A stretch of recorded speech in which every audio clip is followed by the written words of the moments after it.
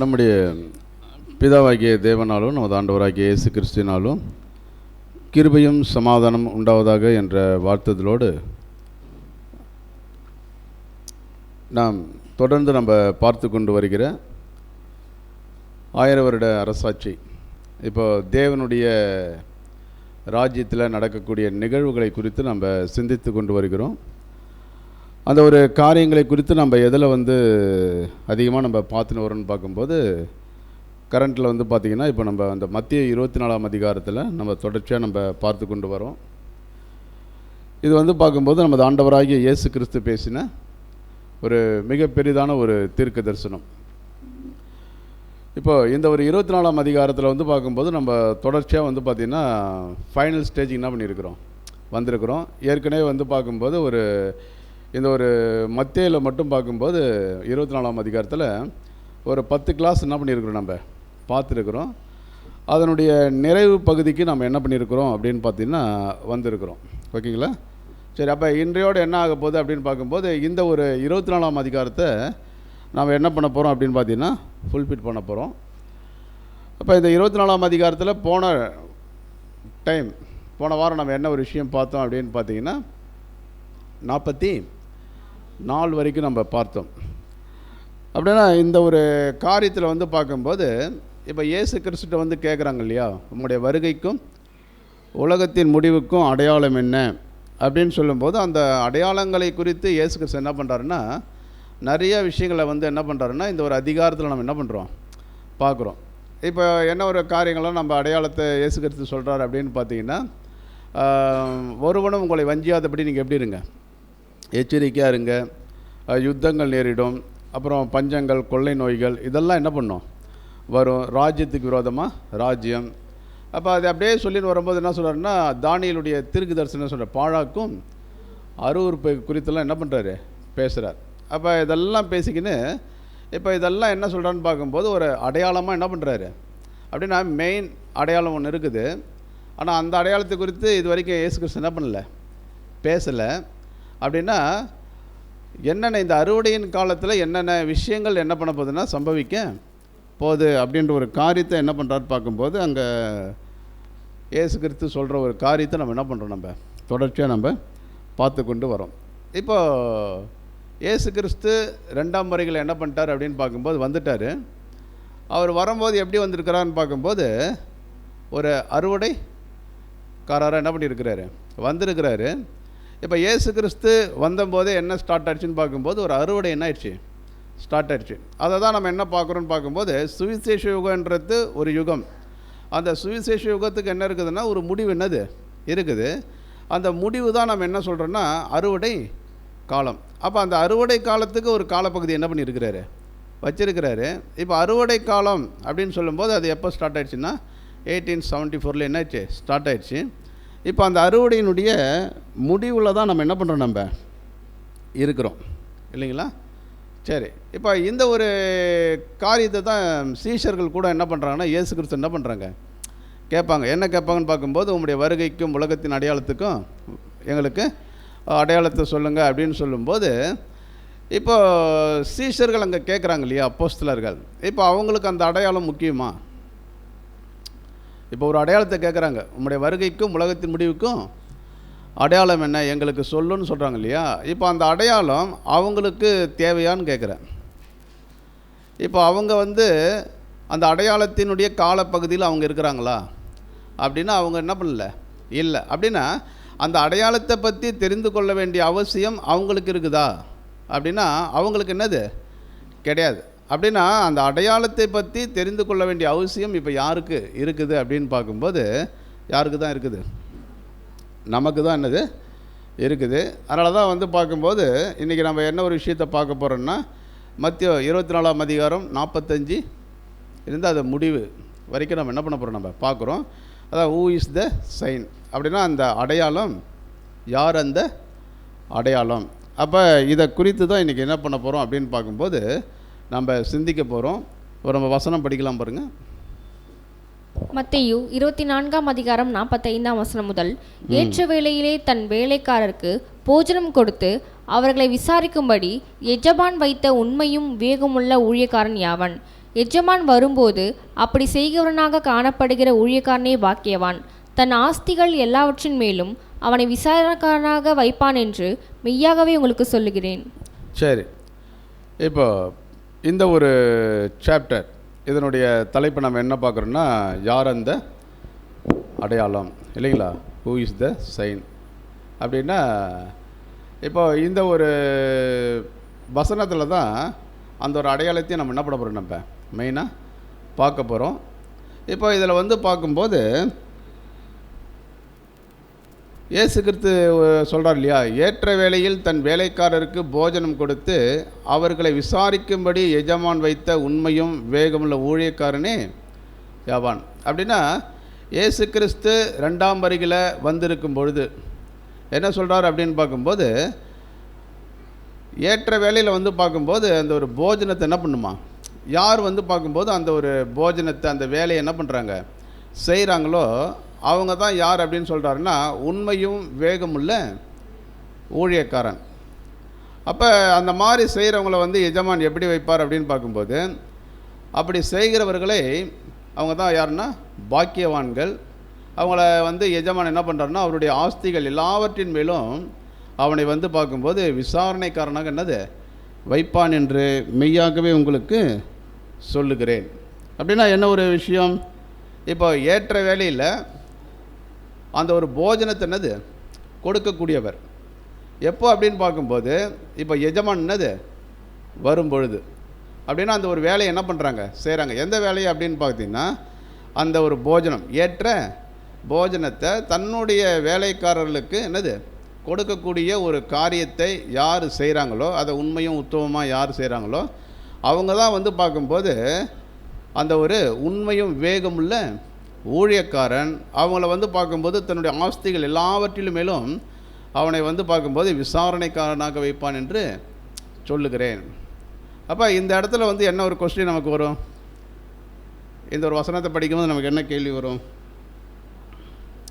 அந்த ஊழியக்காரன் யாரா இருக்கும்? இப்போ நாம் வந்து எந்த காலப்பகுதியில் இருக்கிறோம் அப்படின்னு பார்த்தீங்கன்னா, 7ஆம் காலப்பகுதி. அப்படின்னா 7 சபை. இப்போ நாம் இருக்கிறது வந்து பார்க்கும்போது 7ஆம் கால சபையில் இருக்கிறோம். இப்போ இந்த ஒரு சபைக்கு ஒரு நேம் இருக்குது. என்ன நேம்?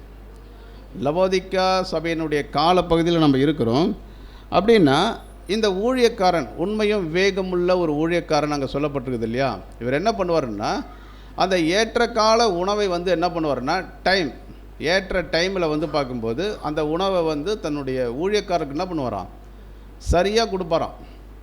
அப்போ அந்த மாதிரி ஒரு ஊழியக்காரனை வந்து என்ன பண்ணியிருக்கிறாருன்னா, இந்த அறுவடையின் காலப்பகுதியில் தேவன் என்ன பண்ணியிருக்கிறாரு, ஏற்படுத்தியிருக்கிறாரு. அவர் மூலிமா வந்து பார்க்கும்போது இந்த லவோதியா சபைக்கு வந்து பார்க்கும்போது ஏற்ற கால உணவு என்னது நிச்சயமாக கிடைக்கும். அந்த மாதிரி வந்து பார்க்கும்போது ஏற்ற கால உணவை கொடுத்த அந்த ஊழியக்காரன் யார், நாம் யாரை சொல்லுவோம்? சரி, யார் அப்படின்னா சார்லஸ் ரசல்ஸ் இல்லைங்களா? இப்போது ஏன் அப்படின்னு பார்க்கும்போது, இந்த ஏற்றக்கால உணவை கொடுப்பதற்காகவே தேவன் ஏற்படுத்தி தயார் செய்த ஒரு பாத்திரம் யார் அப்படின்னு பார்க்கும்போது, இப்போது சார்லஸ் என்னது ரசல் அப்படின்றது நம்ம பார்க்குறோம். அப்படின்னா இவரை பற்றி ஒரு தேவனுடைய பிள்ளைகள் தெரிந்து கொள்ள வேண்டுமா?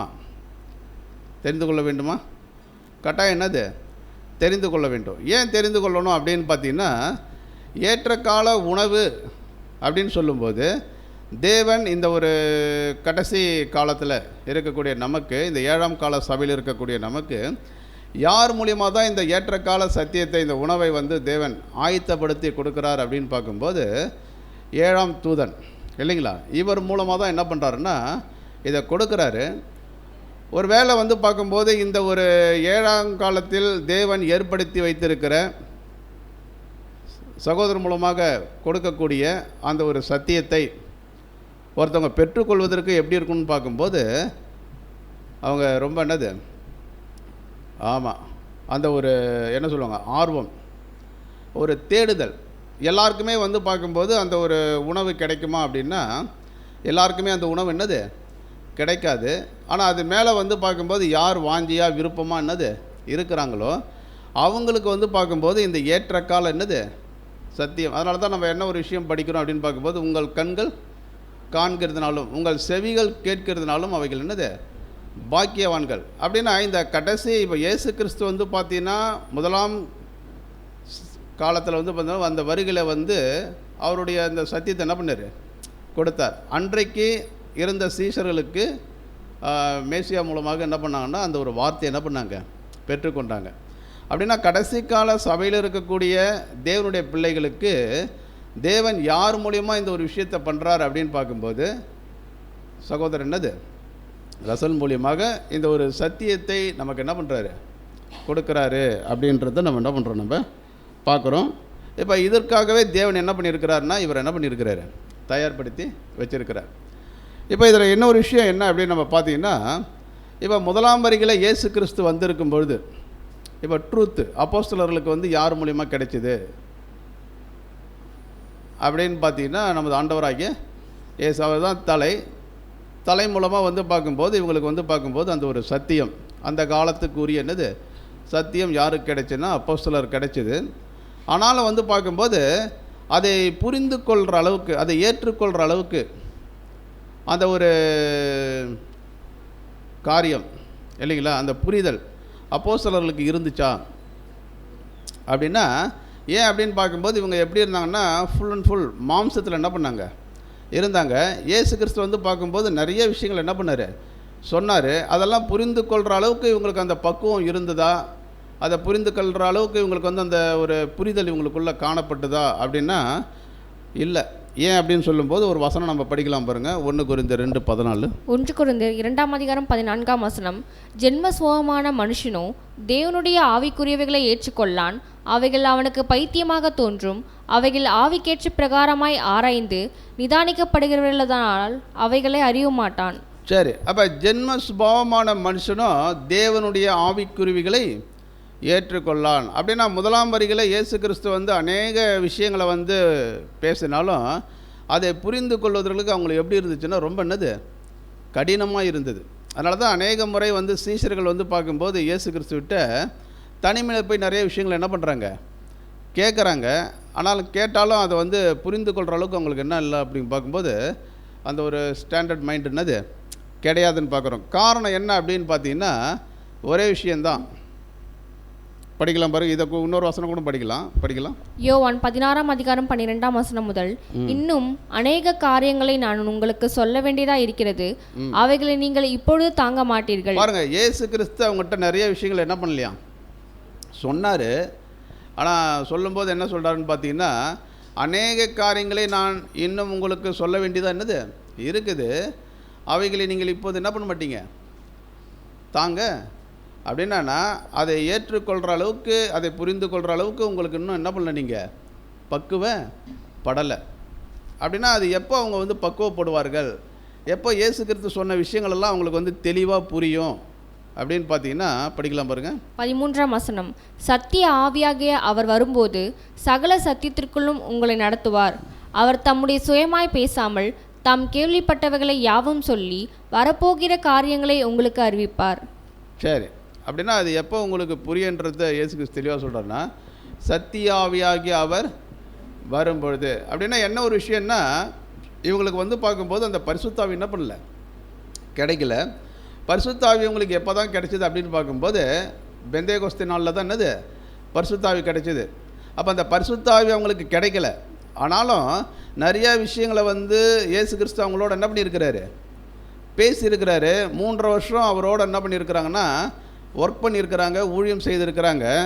ஆனாலும் அவருக்கு ஒரு பிரச்சனை வரும்போது என்ன பண்ணிட்டாங்க தெரியுமா, எல்லாரும் அவரை விட்டு ஓடிட்டாங்க. ஆனால் நிறைய விஷயங்கள் என்ன பண்ணியிருக்கிறார் இயேசு கிறிஸ்து பேசியிருக்கிறார். ஆனால் பிரச்சனைகள் பாடுகள் அந்த சோதனைகள் வரும்போது அவங்களால என்ன பண்ண முடியலன்னா நிலைச்சு என்ன பண்ண முடியல நிற்க முடியல.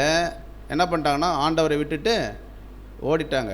அதே வந்து பார்க்கும்போது பரிசுத்தாவி கிடைச்ச பிறகு பாருங்கள், மறுதளித்த பேதுருவை என்ன பண்ணாருன்னு பார்க்கும்போது அவர் வந்து இரத்த சாட்சியாக என்னது மரிப்பதற்கு அவருடைய வழியில் நடப்பதற்கு தன்னை வந்து பார்த்திங்கன்னா முழுமையாக என்ன பண்ணுறாரு அர்ப்பணிக்கக்கூடிய ஒரு விஷயத்தை நம்ம என்ன பண்ணுறோம் நம்ம பார்க்குறோம்.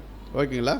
அப்போ என்ன ஒரு விஷயத்தை நம்ம தெளிவாக புரிஞ்சுக்கலாம் அப்படின்னு பார்க்கும்போது, பரிசுத்த ஆவியை பெற்ற பிறகு தான் சீஷர்கள் ஒரு ஸ்டாண்டர்ட், அந்த அர்ப்பணிக்கப்பட்ட அந்த சிந்தைக்குள்ளே என்ன பண்ணாங்க, அவங்க முழுமையாக வந்தாங்க. நிறைய விஷயங்களை என்ன பண்ணாங்க, அவங்க புரிந்து கொண்டார்கள். அப்போ ஒரு விஷயம் என்னென்னா, சீஷர்கள் வாழ்ந்த காலம், அப்போஸ்தலர்கள் வாழ்ந்த காலம் வந்து பார்க்கும்போது முதலாம் சபை.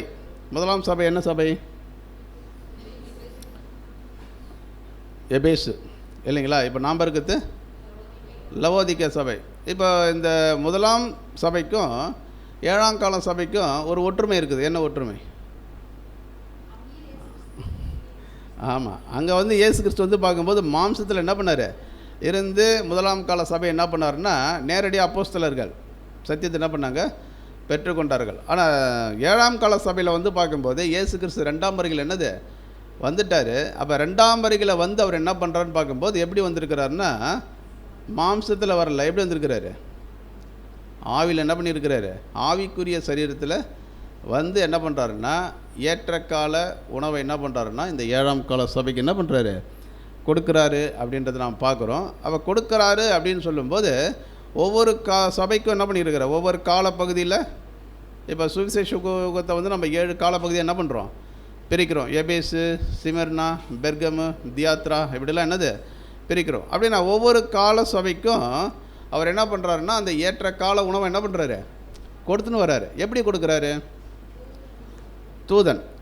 பாருங்கள், ஒவ்வொரு கால சபைக்கும் ஒவ்வொரு தூதனை கொண்டு என்ன பண்ணுறாரு, அவர் போஷிக்கிறத பார்க்குறோம். அப்போ எபேசு சபைன்னா அந்த ஒரு சபையினுடைய தூதனை கொண்டு என்ன பண்ணுறாரு, போஷிக்கிறார். அதேமாதிரி சிமர்னான்னா போஷிக்கிறத நம்ம பார்க்குறோம்.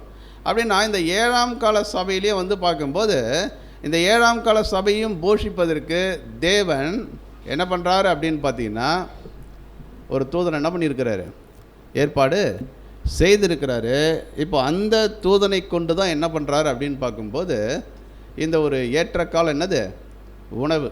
அப்படின்னா இந்த காலப்பகுதியில் இருக்கக்கூடிய இந்த லவாதிக்க கால சபையில் என்னது இருக்கக்கூடியவங்களுக்கு ஏற்ற காலம் என்னது, உணவு. அந்த ஏற்ற கால உணவுன்றதை எப்படி நம்ம சொல்லலாம்னு பார்க்கும்போது, இப்போ முதலாம் கால சபையில் இருந்தவங்களுக்கு அதற்குரிய வெளிச்சம்தான், அதிலே அவங்க புரிந்து கொள்வதற்கு நிறைய என்னது கஷ்டம். ஆனால் 6 கால சபையிலையும் வந்து பார்க்கும்போது வெளிச்சம் எப்படி இருந்துச்சுன்னா ரொம்ப எப்படி இருந்துதான், ஆமாம் ரொம்ப கம்மியாக இருந்தது. ஆனால் அந்த 7ஆம் கால சபையில் வந்து பார்க்கும்போது பயங்கர என்னது வெளிச்சம் இல்லைங்களா? அப்போ என்ன பார்க்கும்போது இந்த காலத்துக்குரிய அனைத்து சத்தியங்களையும் தேவன் என்ன பண்ணுறான்னு பார்க்கும்போது, அதான் ஒரு 2ஆம் வருகையில் வரும்போது எப்படி வராரு அப்படின்னு பார்க்கும்போது எப்படி வராரா, ஆமாம் அவர் வராரு. லேவியின் புத்திரர் என்ன பண்ணுறாரு, சுத்திகரிக்கிறது. அவர் எப்படி சுத்திக்கிறாருன்னு பார்க்கும்போது அவங்கள வந்து பொன்னை போலவும் வெள்ளியை போல என்ன பண்ணுறாரு, சுத்திகரிப்பார். அவர் வந்து உட்கார்ந்து என்ன பண்ணுறாருன்னா வெள்ளி என்ன பண்ணுவார், சுத்திகரிப்பார். இதெல்லாம் நம்ம என்ன பண்ணுறோன்னா நம்ம பார்க்குறோம். அப்போ இந்த 7ஆம் கால சபையை போஷிப்பதற்கு தேவன் தெரிந்து கொண்ட ஒரு பாத்திரம் தான் யார் அப்படின்னு பார்க்கும்போது ரசல். இப்போ இவர் மூலமாக வந்து பார்க்கும்போது கொடுக்கப்பட்ட சத்தியங்கள், இதை குறித்து தான் நம்ம என்ன பண்ண போகிறோம் அப்படின்னு பார்த்திங்கன்னா இன்றைக்கி நாம் பார்க்க போகிறோம். அப்படின்னா பாருங்கள், இந்த அர்மகுதோன் இல்லைங்களா, இந்த அர்மகுதோனுக்கு இவருக்கு மூலமாக கொடுக்கப்பட்ட சத்தியத்தை குறித்து நம்ம ஆராய்ச்சி பண்ணோம்னா, இப்போ 7ஆம் குலம் தூதன் அப்படின்னு ஏன் வந்து இவரை நம்ம சொல்கிறோம் அப்படின்னா, இவர் ஏற்ற கால வந்து உணவை என்ன பண்ணியிருக்கிறாரு, டைம், அந்த ஒரு டைம் பீரியடில் கரெக்டாக என்ன பண்ணியிருக்கிறாரு, அந்த உணவை இவர் கொடுத்துருக்கிறாரா, இவர் 7ஆம் கால தூதனா அப்படின்னு நம்ம ஒரு ஆராய்ச்சி பண்ணோம்னா தேவன் சரியான ஒரு பாத்திரத்தை என்ன பண்ணியிருக்கிறாரு, கரெக்டாக பயன்படுத்தியிருக்கிறார். அப்படின்னா இந்த அர்மோகதனுக்கு பிறகு இந்த ஒரு இவர் மூலமாக வெளிப்பட்ட சத்தியங்கள் என்ன அப்படின்னு பார்க்கும்போது, அர்மோகதான் யுத்தம் என்ன பண்ண போகுது, வரப்போகுது. அதற்கு பிறகு இப்போ தேவனுடைய ராஜ்யம், கிறிஸ்துவனுடைய ராஜ்யம் எப்படி இந்த பூமியில் என்ன பண்ண போகுது, ஸ்தாபிக்கப்பட போகுது. இந்த பூமியில் இருக்கக்கூடியவங்க எப்படிப்பட்ட ஒரு ஆசீர்வாதத்தை என்ன பண்ண போகிறாங்க, பெற்றுக்கொள்ள போகிறாங்க அப்படின்ற ஒரு விஷயத்தை தெளிவாக எடுத்து சொன்னது யார் அப்படின்னு பார்க்கும்போது யார் தான், ரசல்ஸ். அது மாத்திரம் கிடையாது, இவர் மூலமா வெளிப்பட்ட இன்னொரு சத்தியம் என்ன அப்படின்னு பார்க்கும்போது என்னது இது, ஆமாம் ரான்சம், மீட்கும் பொருள். அப்போ என்ன, இந்த மீட்கும் பொருளை குறித்து தெளிவான விஷயங்கள், அதனுடைய தாற்பயம் என்ன அப்படின்னா, இயேசு கிறிஸ்து வந்து இந்த பூமியில் மரித்திருக்கிறார் அப்படின்னா இப்போ அன்னைக்கு வரைக்கும் வந்து பார்க்கும்போது, இதுக்கு முன்னாடி வரைக்கும் இப்போ நம்ம பெயர் சபையில் இருக்கிற வரைக்கும் எப்படி கேட்டிருப்போம் அப்படின்னு பார்க்கும்போது, இப்போ இயேசு கிறிஸ்து எல்லாருக்காக தான் என்ன பண்ணார்? எல்லாருக்காக தான் மரித்தார். அவர் யாருக்கு வந்து ஈக்குவலாக அந்த ஒரு மீட்கும் பொருளை கொடுத்துருக்கிறாரு அப்படின்ற ஒரு தெளிவான ஒரு சத்தியத்தை நம்ம எப்போ தான் கற்றுக்கணும்? இந்த ஒரு ட்ரூத் நம்ம கையில் கிடைக்கும் போது தான் இதை பற்றி தெளிவாக என்ன பண்ணோம் அப்படின்னா, இந்த மீட்கும் பொருள் சத்தியத்தை தெளிவாக இதனுடைய தாற்பயம் என்ன, இதன் மூலமாக இப்போ இயேசு கிறிஸ்து வந்து அந்த மீட்கும் பொருளை கொடுத்ததுனால அதனால் நடக்கக்கூடிய என்னது ஆசீர்வாதங்கள் என்ன அப்படின்றத குறித்து தெளிவான விஷயங்களை வந்து சொன்னது யார் அப்படின்னு பார்க்கும்போது யார் தான்? சகோதரர் தான். அதேமாரி வந்து பார்க்கும்போது அவருடைய ராஜ்யத்தில் வந்து பார்த்திங்கன்னா எப்படிப்பட்ட ஆசீர்வாதங்கள் நன்மைகள் இதெல்லாம் வந்து பார்க்கும்போது சுதந்திரித்து கொள்ள போகிறாங்க மக்கள் அப்படின்ற அதை நம்ம வந்து பார்க்கும்போது 3ஆம் உலகம் அப்படின்றது ஒரு சப்ஜெக்ட் பார்த்துருப்போம். அதில் வந்து பார்க்கும்போது புதிய வானம் புதிய பூமி இல்லைங்களா? அப்போ அந்த புதிய பூமி எப்படி இருக்கும்? புதிய பூமினா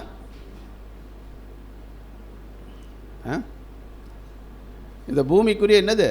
இப்போ இயேசு கிறிஸ்து கற்றுக் கொடுத்தார் இல்லையா, உங்களுடைய ராஜ்யம் என்னது வருவதாக. அப்படின்னா கிறிஸ்துவனுடைய ராஜ்யம் இந்த பூமியில் ஸ்தாபிக்கப்படும் பொழுது இந்த பூமி என்ன பண்ண போகுது, எப்படி இருக்கும் அப்படின்றத குறித்து ஒரு சத்தியங்களை தெளிவான முறையில் என்னது. ஏன்னா அது வந்து பார்க்கும்போது ஒருத்தவங்களுக்கு மட்டும் கிடையாது. இயேசு கிறிஸ்து ஒருத்தவங்களுக்கு மட்டும் என்ன பண்ணல, ரேன்சம் கொடுக்கல. இயேசு அவரை ஏற்றுக்கொண்டவங்களுக்கு மட்டும் என்ன கிடையாது, அந்த ஒரு மீட்கும் பொருளை என்ன பண்ணல, அவர் ஈடுபலியை கொடுக்கல. ஆதாமுக்குள் எல்லாரும் மரிக்கிறது போல் கிறிஸ்துக்குள் எல்லாரும் என்னது உயிர் தேடுவார்கள். அப்போ எல்லாருக்குமே என்ன உண்டுன்னு பார்க்கும்போது ராஜ்யத்தில் அந்த ஒரு ஆசீர்வாதங்கள் உண்டு அப்படின்ற ஒரு விஷயத்தை தெளிவாக என்ன பண்ணுறாரு அவர் சொன்னார். அது மாத்திரம் கிடையாது, சகோதரர் மூலமாக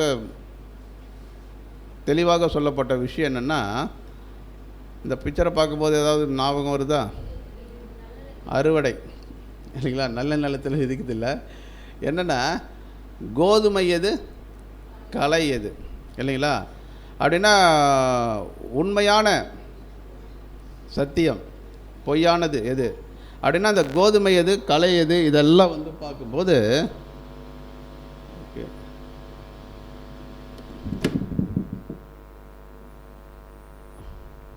அந்த இது பண்ணி கொடுத்துருக்கீங்க படிக்கிறது அப்படியே எடுத்துருவா.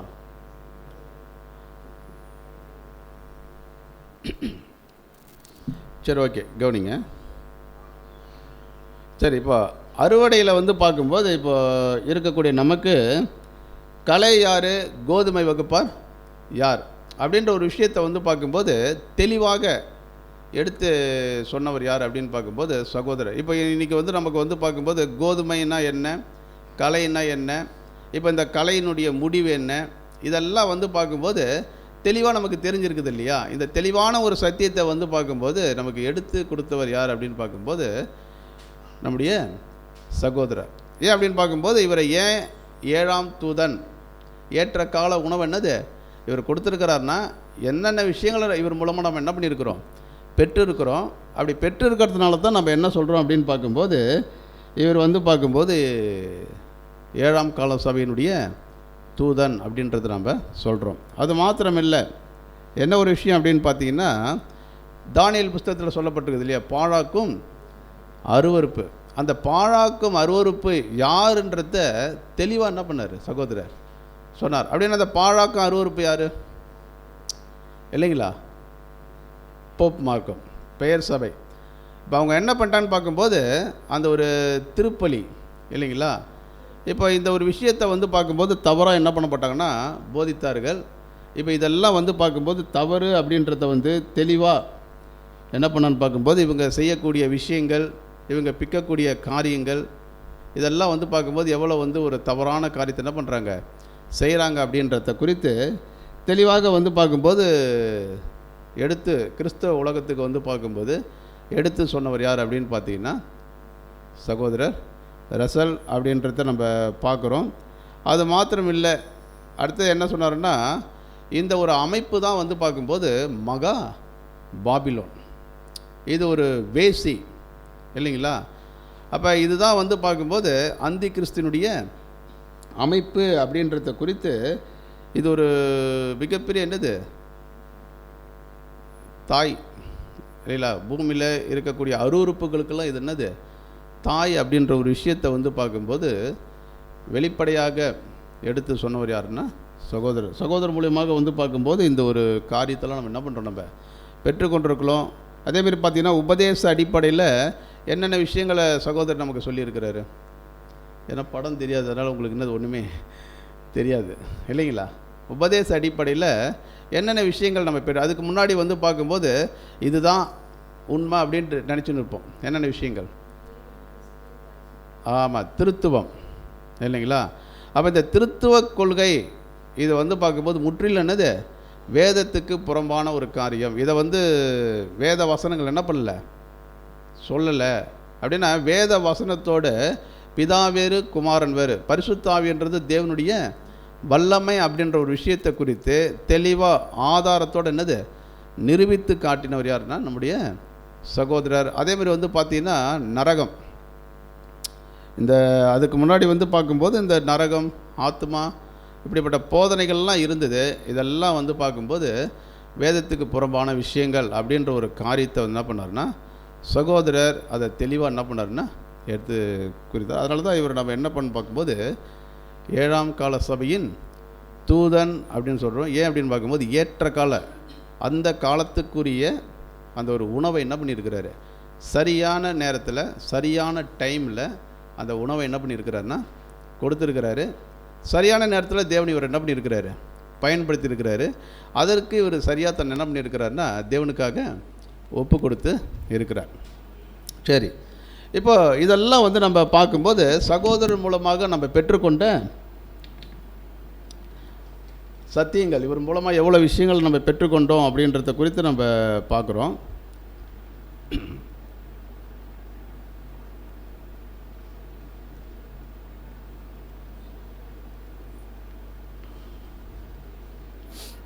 சரி, நெக்ஸ்ட் வந்து பார்க்கும்போது இவருடைய வாழ்க்கை,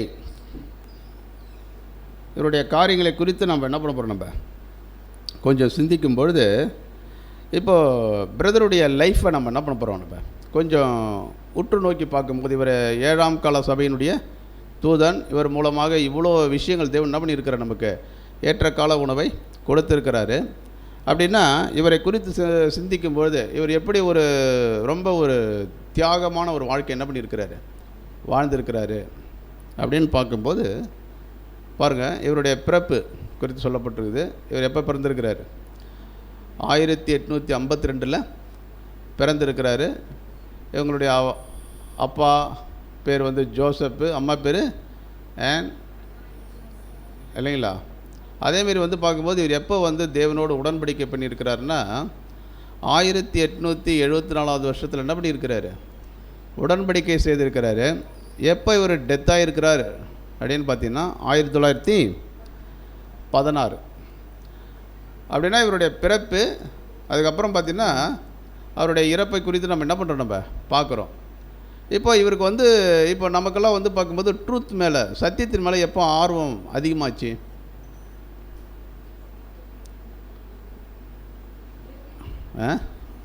நமக்கு ஒரு புரிதலே எப்போ வரும் பாருங்கள். நம்ம வந்து பார்க்கும்போது நம்மளுடைய பிள்ளைகளை வந்து பேப்டிஸ்ட் எடுக்க சொல்கிறோம் இல்லையா, ஏன்னா ஒரு 18 வயசுக்கு மேலே தான் வந்து பார்க்கும்போது அந்த புரிதல்லாம் என்னது வரும். அதுக்கப்புறம் தான் நம்ம எடுக்கணும் அப்படின்றதெல்லாம் நம்ம சொல்கிறோம். அது வரைக்கும் பார்த்திங்கன்னா சரியான ஒரு நாலேஜ் புரிதல்லாம் என்னது இருக்காது அப்படின்னு சொல்கிறோம். ஆனால் சகோதரர் ரசல்ல குறித்து நம்ம வாசிக்கும் பொழுது அவர் 16 வயசுலேயே அவருக்கு என்னது எல்லா கேள்வியும் அவருக்கு என்ன பண்ணியிருக்குது, வந்திருக்குது. நிறைய கொஸ்டின். அப்போ என்னென்ன கொஸ்டின், எதை பற்றிலாம் அவருக்கு நிறைய கேள்விகள் வந்திருக்குது அப்படின்றத பற்றி சொல்லும்போது படிக்கலாம் பாருங்கள். தன்னுடைய கிறிஸ்துவ நண்பர்களிடம் விவாதங்கள் நடத்துவார். சரி, தன்னுடைய கிறிஸ்துவ நண்பர்களிடம் அவர் என்ன பண்ணுவாராம், விவாதம் நடத்துவார். அப்போ எதை பற்றி விவாதம் நடத்துவார், என்ன அப்படின்னு பார்த்தீங்கன்னா ஒரு விஷயத்த சொல்கிறாங்க, ஆனால் வசனம் அதுக்கு என்ன பண்ண மாட்டுது. இப்போ என்ன அப்படின்னு பார்க்கும்போது இப்போ பிரதர் போய் வந்து பார்க்கும்போது இவர் இருந்த சபையில் போய் ட்ராக்ஸ் கொடுக்கலாம் என்ன பண்ணியிருக்கிறாரு, போயிருக்கிறார். அப்படி போகும்போது எதை பற்றின ட்ராக்ஸ் அப்படின்னு பார்க்கும்போது கிறிஸ்துவ என்ன பண்ணுங்கள் எல்லோரும் ஏற்றுக்கணும், ஏற்றுக்கலாம் நீங்கள் என்ன பண்ணுவீங்க எல்லோரும் நரது இந்த மாதிரி ஒரு ட்ராக்ஸை பிரதர் கையில் கொடுத்து என்ன பண்ணியிருக்கிறாங்கன்னா கொடுக்க வச்சுருக்கிறாங்க. இவரும் போய் கொடுத்துருக்காரு. கொடுக்கும்போது இவருக்கு என்னென்னா நிறைய என்னது கேள்விகள். என்ன கேள்வி அப்படின்னு பார்த்தீங்கன்னா, இப்போ இயேசு கிறிஸ்துவ ஏற்றுனா என்னது, ஒரு குரூப் வந்து பரலோகத்துக்கு போயிடுவாங்க, ஒரு குரூப்பு நரகத்துக்கு போயிடுவாங்க. அப்படின்னா தேவன் எப்படிப்பட்டவர்? தேவன் அன்பானவர். அப்போ அன்பான தேவன் வந்து ஒரு குரூப்பை வந்து பரலோகத்துக்கும் ஒரு குரூப்பை வந்து நரகத்துக்கும் அனுப்புவாரா? இப்போ இது வந்து ஒரு அன்பான கடவுள் செய்கிற காரியமா அப்படின்ட்டு இந்த மாதிரிலாம் விவாதங்கள் யாரை பற்றி கேட்டுக்கிறாரு தெரியுமா? தன்னுடைய நண்பர்கள்ட்ட என்ன பண்ணியிருக்கிறாரு, விவாதிச்சிருக்கிறாரு. இப்போ அவங்க மூலயமா வந்து பார்க்கும்போது நிறைய தகவல் கிடைக்கும் இல்லையா? அதான் சொல்கிறது, இதில் சேகரித்த தகவல்களை தனியாக நினைத்து பார்ப்பார். அப்படின்னா எல்லார் மூலியம் என்னது கேள்வி கொஸ்டின் வைப்பார். அவங்க என்னென்ன ஆன்சர் சொல்கிறாங்களோ அதெல்லாம் என்ன பண்ணுவார், கேதர் பண்ணின்னு தனியாக போய் உட்காந்துன்னு அதை குறித்து என்ன பண்ணுவாராம், சிந்திப்பார். அவங்க சொன்ன விஷயத்துக்கு வந்து பைபிள் வசனம் ஏதாவது என்னது ஆமாம் சப்போர்ட் பண்ணுதா அப்படின்றதெல்லாம் என்ன பண்ணியிருக்கிறாரு, பார்த்துருக்கிறாரு. அதெல்லாம் பார்த்துட்டு என்ன ஒரு முடிவுக்கு வந்திருக்கிறாருன்னா, மூணாவது இது படிங்க, மூணாவது பையன். கடவுளின் குணலட்சத்திற்கும் கிறிஸ்தவர்கள் வைத்திருக்கும் நம்பிக்கைக்கும் சம்பந்தம் இல்லை என்பதை முதலில் உணர்ந்தார். பாருங்கள், முதலில் உணர்ந்தார். எதை உணர்ந்தாருன்னா, இவங்க சொல்கிற விஷயத்துக்கும் இப்போ தேவனுடைய குணலட்சணம் அப்படின்னா என்னென்னா, தேவனுடைய குணத்தை பற்றி இன்னும் சரியாக இவங்க என்ன பண்ணல, புரிஞ்சிக்காதனால தேவனை பற்றி இவங்க தப்பாக என்ன பண்ணின்னுக்கிறாங்க, சொல்லின்னு இருக்கிறாங்க. அப்படின்னா இவங்க சொல்கிற விஷயத்தில் எந்த விதமான என்னது இதுவும் இல்லை அப்படின்றத அவர் கண்டுபிடிச்சார். அடுத்தது பாயிண்ட் படிங்க. அதில் முக்கியமானது நரகம், அக்கினி கடல். சரி, இது முக்கியமானது என்னது, நரகம் அக்கினி கடல்னால், இப்போ இயேசுவை ஏற்றுக்கிறவங்க பரிசுத்தவான் அப்படி தானே சொல்கிறோம். இயேசுவை ஏற்றுக்காதவங்க பாவி. அந்த பாவிக்குன்னு தேவன் எதை வச்சுருக்காருன்னா அக்கினி கடல் என்ன பண்ணியிருக்கிறாரு, வைத்திருக்கிறாரு. அப்படின்னா இது ஒரு அன்பான கடவுள், இப்படிலாம் என்ன பண்ண மாட்டார், செய்ய மாட்டார். பைபிள் வசனம் என்ன பண்ணல, இதுக்கு ஒத்து போகலை அப்படின்றத சொன்னார். அப்போ இவருடைய கேள்வி என்ன அப்படின்னு பார்க்கும்போது, அப்படின்னா இயேசு கிறிஸ்து இவங்களுக்கு மட்டும்தான் என்ன பண்ணார், ரேன்சம் கொடுத்தாரா? அப்படின்னா அவர் ரேன்சம் கொடுத்தனுடைய நோக்கம் என்ன, காரணம் என்ன, ஏன் அவர் வந்து என்னது இந்த பூமியில் வந்து மரிக்கணும், இப்போ மரித்து வந்து 3ஆம் நாள் என்னது உயிர் தெழுந்தார். அப்போ அதனுடைய நோக்கம்லாம் என்ன அப்படின்றத ஒரு ஆராய்ச்சி செய்ய என்ன பண்ணார், ஆரம்பித்தார். அதனால தான் கேள்வி கேட்க ஆரம்பித்தாராம். இதை பற்றிலாம் என்ன பண்ணார், இப்போ இந்த மாதிரி நீங்கள் சொல்கிறீங்க, ஒரு சிலர் வந்து நரகத்துக்கு போயிடுவாங்க, ஒரு சிலர் என்ன பண்ணுவாங்க அப்படின்னா, இயேசு கிறிஸ்து வந்து இந்த பூமியில் பிறந்து அவர் வந்து ஈடுபலி செலுத்தியிருக்கிறார் இல்லையா? எதுக்காக செலுத்தினார், ஏன் செலுத்தினார், அதனுடைய காரணம் என்ன, நோக்கம் என்ன, இதெல்லாம் எனக்கு என்ன பண்ணுங்க சொல்லுங்கள் அப்படின்னு இவர் கொஸ்டின் வைக்கும்போது யாருக்கிட்டே என்ன கிடையாதான், பதில் இல்லை இல்லைங்களா? அதனால் இவர் என்ன பண்ணார் தெரியுமா, இந்த பதிலை கண்டுபிடிக்கிறதுக்காக யாருமே என்ன பண்ணல, பைபிள்லேருந்து சரியாக என்ன பண்ணல, இவருக்கு ஆன்சர் பண்ணல. வயசு என்ன இவருக்கு, 16 வயசு. அதனால் என்ன பண்ணுறாருன்னா, பைபிளிலேருந்து இவங்க எதுவுமே ஆன்சர் சொல்லணும் போது எல்லா மதங்களின் புத்தகங்களையும் என்ன பண்ண, இதுக்கு ஆன்சர் மற்ற மதத்தில் என்னது ஆன்சர் இருக்குதா அப்படின்னு பார்க்கும்போது எல்லா மதங்களுடைய புத்தகங்களையும் என்ன பண்ணியிருக்கிறார், இவர் படிச்சிருக்கிறாரு. ஆனால் எல்லாத்தையும் படித்து இவரால் ஒரு தெளிவுக்குள்ளே என்ன பண்ண முடியல, வர முடியல. அதனால் இவர் என்ன பண்ணார்னா, இப்போ எல்லார்ட்டையும் கொஸ்டின் பண்ணார் இல்லையா, இயேசு கிறிஸ்து ஏன் வந்தார், ஏன் மரித்தார், அப்படின்னா ஒரு குரூப்பு பரலோகத்துக்கு போயிடுவாங்களா, ஒரு குரூப்பு நரகத்துக்கு போயிடுவாங்களா, இப்படிலாம் கேள்வி இருக்குது. அப்போ தேவன் அன்பானவர்னு சொல்கிறோம்ட்டு அப்போ யார்கிட்டையுமே என்ன கிடைக்கல, ஆன்சர் கிடைக்கல. அதனால் அவர் என்ன பண்ணிட்டார்னா, சரி இதை பற்றி நாமளே என்ன பண்ணலாம், ஆராய்ச்சி பண்ணலான்ட்டு இவர் என்ன பண்ணார்னா, அதை குறித்து ஒரு ஆராய்ச்சிக்குள்ளேயே என்ன பண்ணியிருக்கிறாரு, இறங்கியிருக்கிறாரு. அப்போ இந்த மாதிரி இவர் ஆராய்ச்சிக்குள்ளே இறங்கும்போது தான் தேவன் இவருக்கு என்ன பண்ணியிருக்கிறார் அப்படின்னு பார்க்கும்போது சப்போர்ட் என்ன பண்ணியிருக்கிறார். அப்படின்னா இவர் வந்து பார்க்கும்போது இயேசு கிறிஸ்துனுடைய அந்த 2ஆம் வருகை இல்லைங்களா? அப்போ இதை குறித்தெல்லாம் வந்து பார்க்கும்போது அவர் அதிகப்படியான ஒரு ஆராய்ச்சியெல்லாம் என்ன பண்ணியிருக்கிறாருன்னா செய்திருக்கிறாரு அப்படின்றத நம்ம பார்க்குறோம். இப்போது இவர் 7ஆம் தூதன் அப்படின்னு சொல்கிறதுக்கு இன்னும் நிறையா ரீசன்லாம் நம்ம என்ன பண்ணலாம், சொல்லலாம். ஏன் அப்படின்னு பார்க்கும்போது இவர் ஊழியத்திற்கு வருவதுக்கு முன்னாடி இவர் யார் அப்படின்னு பார்க்கும்போது ஒரு மிகப்பெரிய என்னது பணக்காரர். இது எல்லாமே நமக்கு என்னது, இப்போ அந்த காலத்தில் இவர் ஊழியத்தில் வரும்போது இவர் வந்து பார்க்கும்போது இதை குறித்து ஒரு கேள்விகள் வந்துடுச்சு. அப்போ இதை குறித்து நல்லா என்ன பண்ணணும், ஆராய்ச்சி பண்ணணும். அப்படின்னா இவருக்கு இருந்த பிஸ்னஸ், அந்த பிஸ்னஸை பார்த்தாலே என்ன சொல்கிறாங்க அப்படின்னு பார்க்கும்போது அன்றைய காலகட்டத்தில் இவர் வேர்ல்டுலேயே வந்து பார்க்கும்போது நம்பர் 1 என்னது, பணக்காரராக என்னது வரத்துக்கு அநேக வாய்ப்புகள் என்னது இருக்குது. ஏன்னா இவர்கிட்ட இந்த பணம், அவ்வளோ பணம் என்ன பண்ணியிருக்குது, இருந்திருக்குது.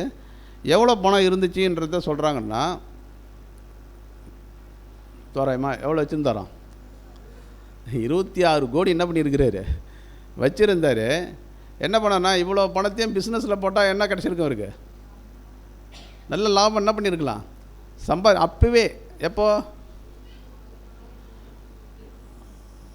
இவர் வந்து பார்க்கும்போது உடன்படிக்கை செய்தது 1874. அதுக்கு முன்னாடியே இவர்கிட்ட எவ்வளோ பணம், இவருடைய பணம் வச்சுருக்கிறாருன்னா, உடன்படிக்கை செய்யறதுக்கு முன்னாடியே, இப்போ ஆராய்ச்சியில் தான் இறங்கியிருக்கிறார் இல்லையா, 26 கோடி ரூபா என்ன பண்ணியிருக்கிறாரு, 26 கோடி இல்லைங்களா வச்சுருக்கிறாரு. இது என்ன பண்ணாருன்னா, பிஸ்னஸ் பண்ணலாம். இவர் எந்த பிஸ்னஸுக்காக இதை போட்டான்னு பார்க்கும்போது, இயேசு கிறிஸ்து சொன்னார் இல்லையா, எங்கள் அப்பாவுடைய வேலையை செய்கிறது தான் எனக்கு எப்படி இருக்குது, போஜனமாக இருக்குதுன்னு சொன்னார் இல்லையா. அப்படி என்னென்னா, தேவனுடைய வேலையை செய்வதற்காக பிஸ்னஸ் எப்படி மாற்றுறார். உலகத்தில் போட்டால் என்னது லாபம் கிடைக்கும், இதில் போட்டால் என்ன கிடைக்காது, லாபம் கிடைக்குமா, ஒன்றுமே கிடைக்காது. இருக்க எல்லாமே என்னது, நம்ம ஒரு ஓமை கூட, ஒருவன் என்ன கட்ட மனதாக இருந்தால், கோபுரம் கட்ட மனதாக இருந்தால் செல்லும் செலவு என்னது கணக்கு பார்க்க கடவன். அப்படின்னா ஒருத்தவங்க வந்து தேவனுடைய ஆலயமாக மாறணுன்னா, தேவனுடைய காரியங்களை தெரிஞ்சுக்கணுன்னா, அவங்களுக்கு உண்டான எல்லாவற்றையும் என்ன பண்ணவங்க இழப்பதற்கு ரெடியாக இருக்கணும். இவர் என்ன ஆகிட்டார்னா ரெடி ஆகிட்டார். அதனால் என்ன பண்ணார்னு பார்க்கும்போது, இவர் வந்து பார்த்திங்கன்னா அந்த பணத்தை ஃபுல்லாக எதில் போட்டார்னு பார்க்கும்போது, தேவனுடைய ஊழியத்திற்காக போட்டார். ஊழியத்தை ஸ்டார்ட் பண்ணும்போது, இந்த ஆராய்ச்சியை ஸ்டார்ட் பண்ணும்போது இவர்கிட்ட இருந்தது 26 கோடி. ஆனால் இவர் மறிக்கும்போது இவர் கையில் எவ்வளோ இருந்துச்சுன்னு சொல்கிறாங்கன்னா, ஒரு $11 தான் என்னச்சான் கையில் இருந்ததான். அப்போ எல்லாத்தையும் எதற்காக செலவு பண்ணியிருக்கிறார், ஊழியத்திற்காக என்ன பண்ணியிருக்கிறாரு, செலவு செய்தார். இவர் ஃபஸ்ட்டு வந்து பார்க்கும்போது 27 வயசில் வந்து பார்த்திங்கன்னா 1879 ஒரு பத்திரிகையை துவங்கினார். அதுக்கு பேர் என்ன அப்படின்னு பார்க்கும்போது, சியோன் வாட்ச் டவர். சரி, அப்போ இதன் மூலமாக வந்து பார்க்கும்போது நிறைய விஷயங்களை அவர் என்ன பண்ணார் அப்படின்னு பார்க்கும்போது, உலகத்துக்கு என்ன பண்ணார் கொண்டுன்னு வந்தார். அப்போ இதன் மூலமாக வந்து பார்க்கும்போது நிறையா ட்ராக்ஸு ஊழியம் நிறையா விஷயங்களை பண்ணியிருக்கிறாரு. இப்போது அதுக்கப்புறம் பார்த்திங்கன்னா 1801 வருடத்தில் வந்து பார்க்கும்போது இந்த சியோன் வாட்ச் டவர் மூலமாக வந்து பார்க்கும்போது ஒரு ட்ராக் சொசைட்டி என்ன பண்ணியிருக்கிறாரு, துவங்கியிருக்கிறார். அப்போ இதன் மூலமாக வந்து பார்க்கும்போது அநேக விஷயங்கள், சத்தியங்கள் என்ன பண்ணியிருக்கிறாரு, வெளியில் கொண்டுன்னு வந்திருக்கிறாரு. இப்போ இவருடைய அந்த சத்தியங்கள் வந்து பார்க்கும்போது உலகத்தில் வந்து பார்க்கும்போது அன்றைக்கி இருந்த காலகட்டத்தில் மிகப்பெரிய கிறிஸ்தவ மண்டலத்தில் மிகப்பெரிய ஒரு மாற்றத்தை என்ன பண்ணியிருக்குதுன்னா உருவாக்கி இருக்குது அப்படின்றத நம்ம பார்க்கலாம். அப்போ இவருடைய சத்தியம் வந்து பார்க்கும்போது நாளுக்கு நாள் என்னாச்சு தெரியுங்களா, பிரபலமாச்சு. ஏன் அப்படின்னு பார்த்தீங்கன்னா, இவர் வந்து ஒரு விஷயத்தை மட்டும் என்ன பண்ணல, செய்யலை. ட்ராக்ஸ் ஊழியம் மட்டும் என்ன பண்ணல அவர் செய்யலை. அப்போ அந்த ஊழியத்தை வந்து என்ன பண்ணார்னா, எந்த அளவுக்கு இப்போ மக்களுக்கு வந்து பார்த்திங்கன்னா எப்படிலாம் போய் சத்தியங்கள் என்ன பண்ணலாம் சேரலாம். அப்போ அந்த காலத்தில் வந்து பார்க்கும்போது என்னென்ன விஷயங்கள் இருக்குது, என்னென்ன டெக்னாலஜி இருக்குது, அதை எல்லாத்தையும் என்ன பண்ணியிருக்கிறாரு தெரியுமா, யூஸ் பண்ணியிருக்கிறாரு. அதற்காக வந்து பார்க்கும்போது நிறைய என்ன பண்ணியிருக்கிறாரு, செலவு பண்ணியிருக்கிறாரு. அதில் சத்தியம் வந்து ரொம்ப பிரபலமானது எதில் தான் ஜனங்கள் ரொம்ப ஆர்வமானாங்கன்னு சொல்கிறாருன்னா, இந்த நரகம், ஆத்மா, திருத்துவம். ஏன்னா இதெல்லாம் வந்து பார்க்கும்போது அன்றைக்கி வந்து ரொம்ப இன்ட்ரெஸ்ட்டாக என்ன பண்ணாங்களாம், ஜனங்கள்லாம் படிக்க ஆரம்பித்தாங்க. ஜனங்களுக்குள்ள ஒரு மிகப்பெரிய என்னது ஒரு விழிப்புணர்வு ஏற்பட்டுச்சு அப்படின்றது நம்ம பார்க்குறோம். அடுத்தது இவர் என்ன பண்ணார் அப்படின்னு பார்க்கும்போது 29 வயசில் வந்து பார்த்திங்கன்னா கைப்பிரதி, அதுக்கு பேர் என்ன அப்படின்னு பார்க்கும்போது ஃபுட் ஃபார் திங்கிங் கிறிஸ்டியன்ஸ், அப்படின்னா அந்த சிந்திக்கும் கிறிஸ்தவர்களுக்கு அப்படின்ட்டு அந்த ஒரு கைப்பிரதிகள் ஏறக்குறைய வந்து எவ்வளோன்னு சொல்கிறாங்கன்னா 1.5 மில்லியன் பிரதிகள் என்னென்னா விற்று தீர்ந்தது. எத்தனை மாதத்தில், 4 மாதத்துலேயே 1.5 மில்லியன் பிரதிகள் என்ன பண்ணியிருக்கிறாங்க, விற்றுருக்கிறாங்க. அதேமாரி வந்து பார்க்கும்போது இவருடைய புஸ்தகம் இந்த tabernacle shadows of better sacrifice இருக்குது இல்லைங்களா. அப்போ இந்த புத்தகம் அதேமாரி வந்து பார்த்திங்கன்னா அதை 3வது இது படிங்க. தினசரி செய்தித்தாளில் இவருடைய எழுத்துக்கள் வர ஆரம்பித்தது. 4000 பத்திரிகை, 1 கோடி ஜனங்கள் பழக ஆரம்பித்தனர். பாருங்க, செய்தித்தாளெல்லாம் அன்றைக்கி இருந்த அந்த அமெரிக்கன் இல்லைங்களா, யூஎஸ்ஏல எவ்வளோ செய்தி பத்திரிகைகள் இருக்குதோ அந்த பத்திரிகைகளெல்லாம் என்ன பண்ணிக்கிறாரு அப்படின்னு பார்க்கும்போது செய்திகள் என்ன பண்ணியிருக்கிறாரு, கொடுத்துருக்கிறாரு. ஏறக்குறைய 4000 பத்திரிகை. அதன் மூலமாக வந்து பார்க்கும்போது எவ்வளோ மக்கள் ஆசீர்வாதம் பெற்றார்கள் அப்படின்னு பார்க்கும்போது 1.5 கோடி மக்கள் என்ன பண்ணாங்களாம், படிக்க ஆரம்பித்தார்கள் இல்லைங்களா. அதேமாதிரி வந்து பார்த்திங்கன்னா அது 4வது இது படிங்க. அது Russell's writing most distributed privately produced in USA. பாருங்கள், அப்போ இவருடைய ரைட்டிங்ஸ் இல்லைங்களா, அப்போ அமெரிக்கா தேசம் முழுவதும் என்ன ஆச்சுன்னா பிரபலமாச்சு. என்ன இன்னொரு விஷயம் என்ன சொல்கிறாங்க அப்படின்னு பார்த்தீங்கன்னா, அந்த உலகின் 3வது இடம் இவருக்கு என்னது கிடைத்ததுன்னு சொல்கிறாங்க இல்லையா. எல்லா போதகர்கள் எழுத்துக்களும் என்ன ஆயிடுச்சான். அதுக்கு முன்னாடி வந்து பார்க்கும்போது இந்த போதகர்களை தான் எல்லோரும் என்ன பண்ணியிருந்தாங்க, அவன் பெரிய லெவலில் பார்த்தாங்க. அவங்க சொன்ன விஷயங்களை தான் வந்து பார்க்கும்போது பயங்கரமாக என்ன பண்ணியிருக்கிறாங்க, விசுவாசிச்சிருக்கிறாங்க ஜனங்கள். இவருடைய ரைட்டிங்ஸ் வந்து எல்லா பத்திரிகைகளுக்கும் வரவும் எல்லாரும் அதை படிக்கவும் என்ன புரிஞ்சுக்கினாங்க அப்படின்னு பார்க்கும்போது இவங்க சொன்னதெல்லாம் என்னது பொய், தவறானது நமக்கு என்ன பண்ணியிருக்கிறாங்க, இது வரைக்கும் போதிச்சிருக்கிறாங்க அப்படின்ட்டு. இப்போது இவருடைய ரைட்டிங்ஸுக்கு எல்லாருக்கும் என்ன பண்ணாங்க தெரியுமா, முக்கியத்துவம் கொடுக்க ஆரம்பித்தாங்க. ஏன் அப்படின்னு பார்க்கும்போது இவர் பொய்யோ கட்டுக்கதையிலோ எதையும் என்ன பண்ணல, இவர் சொல்லலை, உண்மையை சொன்னார். இவர் சொல்கிற விஷயத்துக்கெல்லாம் எதை வந்து கோட் பண்ணி காட்டினார் அப்படின்னு பார்க்கும்போது வேத வசனங்கள் எல்லாத்துக்கும் வந்து பார்க்கும்போது வேத வசன ஆதாரத்தோடு எல்லாத்தையும் என்ன பண்ணியிருக்கிறாரு பேசும்போது இப்போ இவங்களாலலாம் ஒன்றும் என்ன பண்ண முடியல, செய்ய முடியல. அப்போ இவருக்கு வந்து பார்க்கும்போது ஒரு தனி என்னது மதிப்பு அந்த காலத்தில் என்ன பண்ணியிருக்குன்னா கிடச்சிருக்குது. அதேமாதிரி வந்து பார்க்கும்போது இன்றைக்கி நம்ம கையில் இருக்கக்கூடிய 6 வால்யூம்ஸ் இல்லைங்களா, இந்த 6 வால்யூம்ஸும் வந்து பார்க்கும்போது யார் மூலிமா தேவன் நமக்கு கொடுத்துருக்கிறாருன்னா ரசல் மூலிமா என்னது கொடுத்துருக்கிறாரு. அப்போ இந்த ஒரு 6 வால்யூம்ஸும் ஒருத்தவங்க படிக்கிறாங்கன்னு வச்சிங்க, அவங்க தெளிவாயிடுவாங்க. சத்தியத்தில் எப்படி ஆகிடுவாங்க, அவங்க தெளிவாயிடுவாங்க. ஏன்னா அந்த காலத்துக்கேற்ற சத்தியம், ஏற்ற கால போஜனம் எல்லாமே வந்து பார்க்கும்போது இந்த 6 வால்யூம்ஸ்லேயே என்ன பண்ணியிருக்கிறார் பிரதர் அங்கே வந்து கொடுத்துருக்கிறாரு அப்படின்றத நம்ம பார்க்குறோம். அதேமாரி வந்து பார்க்கும்போது இவர் என்ன பண்ணியிருக்காருன்னு பார்க்கும்போது 60 வயசில் 1912 வந்து என்ன பண்ணியிருக்கிறாருன்னா போட்டோ ட்ராமான்னது கிரியேஷன் அதை வந்து பண்ணியிருக்கிறாரு. ஏன்னா அந்த காலத்தில் என்ன இருக்குதுன்னா அந்த ஒரு டெக்னாலஜி வெளியில் வரவும் அதன் மூலிமா ட்ரூத்தை எப்படி ஜனங்களுக்கு என்னது கொண்டு போகலாம் அப்படின்ட்டு அதை வந்து பார்க்கும்போது அது எத்தனை ஹவர்ஸ் ஓடுனா 8 ஹவர் ஓடுமா இல்லைங்களா. அதுக்காக வந்து அதை வந்து நிறைய என்ன பண்ணியிருக்கிறாரு, ஆமாம் அதை வந்து புஸ்தகமாக கூட என்ன பண்ணியிருக்கிறாரு வெளியிட்டிருக்கிறாரு. அதற்கான செலவு எவ்வளோ பண்ணியிருக்கிறார் அப்படின்னு பார்க்கும்போது $10,000 என்ன பண்ணியிருக்கிறாரு செலவு பண்ணியிருக்கிறாரு. இப்போது இன்றைய காலகட்டத்தில் நம்ம ஒரு மதிப்பு போட்டோன்னு வச்சிங்க, அப்பயே எவ்வளோ வருது, 6.25 லட்சம் இல்லைங்களா. பாருங்கள், இன்றைக்கி நம்ம ஒரு பேசிக் கிளாஸ் போடுறதுக்கே எப்படி பண்ணுறோம், யோசிக்கிறோம், காசு இல்லை இல்லைங்களா, ரொம்ப யோசிக்கிறோம். நம்மளால் வந்து இவ்வளோ தான் என்னது கொடுக்க முடியும் இதுக்கு மேலே. ஆனால் வந்து பார்த்திங்கன்னா அந்த அளவுக்கு என்ன பண்ணியிருக்கிறேன்னா ட்ரூத்துக்காக என்னது ட்ரூத் எல்லாருக்கும் போய் என்னது சேரணும். அதுக்காக எந்தெந்த முறையில் வந்து அதை பயன்படுத்த முடியுமோ அந்தந்த வகையில் என்ன பண்ணியிருக்கிறாருன்னா எல்லாவற்றையும் என்ன பண்ணியிருக்கிறார் அப்படின்னு பார்க்கும்போது அவர் பயன்படுத்தியிருக்கிறாரு அப்படின்றத நம்ம பார்க்குறோம். சரி, அதேமாதிரி வந்து பார்க்கும்போது இவர் காலத்தில் வந்து பார்த்திங்கன்னா எவ்வளோ பிரதிகள் விற்று தீர்ந்தது அப்படின்னு பார்க்கும்போது பாருங்கள், ஃபுட்பால் திங்கிங் கிறிஸ்டியன்ஸ் இல்லைங்களா, அந்த ஒரு கைப்பிரதி அது ஏறக்குறைய வந்து பார்க்கும்போது 14,50,000 என்னது காப்பிகள். அதேமாரி பார்த்திங்கன்னா டேபர்நாக்கிள் ஷேடோஸ் அது வந்து பார்த்திங்கன்னா 10 லட்சம் காப்பி விற்றுருக்குது. அதேமாதிரி டிவைன் பிளான் ஆஃப் ஏஜ் அந்த ஃபஸ்ட்டு வால்யூம்ஸ் அது வந்து பார்த்திங்கன்னா 35 லட்சம். அதேமாதிரி செகண்ட் வால்யூம் வந்து பார்த்திங்கன்னா 18 லட்சம். அதேமாதிரி தேர்ட் வால்யூம் பார்க்கும்போது 17,92,500. அதேமாதிரி ஃபோர்த் வால்யூம் வந்து பார்க்கும்போது 7 லட்சம். அதேமாதிரி வந்து பார்க்கும்போது த அட்டான்மெண்ட் காப்பீஸ். அது வந்து பார்க்கும்போது ஒரு 6 லட்சம் என்னது காப்பீஸ். இவ்வளோ விஷயங்கள் என்ன பண்ணியிருக்குதுன்னு பார்க்கும்போது விற்றுருக்குது. ஏன்னா இந்த அளவுக்கு என்ன பண்ணியிருக்கிறாங்க, ஊழியம் பண்ணியிருக்கிறாங்க அவங்க, இல்லைங்களா?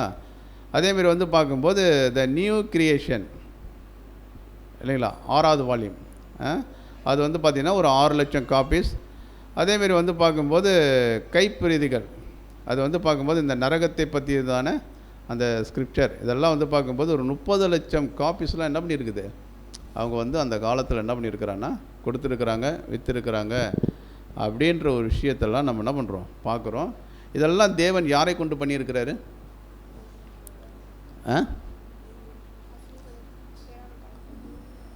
ரசல், இல்லைங்களா? 7ஆம் கால தூதன் மூலியமாக இவ்வளோ விஷயங்களை என்ன பண்ணியிருக்கிறார் அப்படின்னு பார்க்கும்போது பிரதர் என்ன பண்ணியிருக்கிறாரு. இது வந்து பார்க்கும்போது படிக்கலாம் பாருங்கள் இதை. என்னுடைய மரணத்திற்கு பிறகு வெளிவரும் அடுத்த வாட்ச் டவர் இதழில் இந்த எனது கடைசி வில் மற்றும் சாட்சியத்தை வெளியிடுவது என் விருப்பமாகும். என்னை பற்றியும் தேவனுடைய பிரியமான இஸ்ரேல் மக்கள் அனைவரை பற்றியும் என் நம்பிக்கை இதுதான். விரைவில் நாம் முதலாவது உயிர்த்தெழுதலில் எப்பொழுதும் பிரியாதபடி மீண்டும் சந்திப்போம். ஆண்டவரின் சமூகத்தில் என்றும் நிறைந்த மகிழ்ச்சி உள்ள அந்த இடத்தில் அவரின் சாயலில் நாம் எழுதியிருக்கும் போது நாம் என்பது முழுமையான திருப்தி அடைவோம். சரி, என்ன அப்படின்னு பார்க்கும்போது பிரதருடைய மரணத்துக்கு பிறகு என்னது அவருடைய கடைசி ஆசை அப்படின்ட்டு என்ன பண்ணியிருக்கிறாருன்னா ஒரு இதை எழுதுகிறாரு.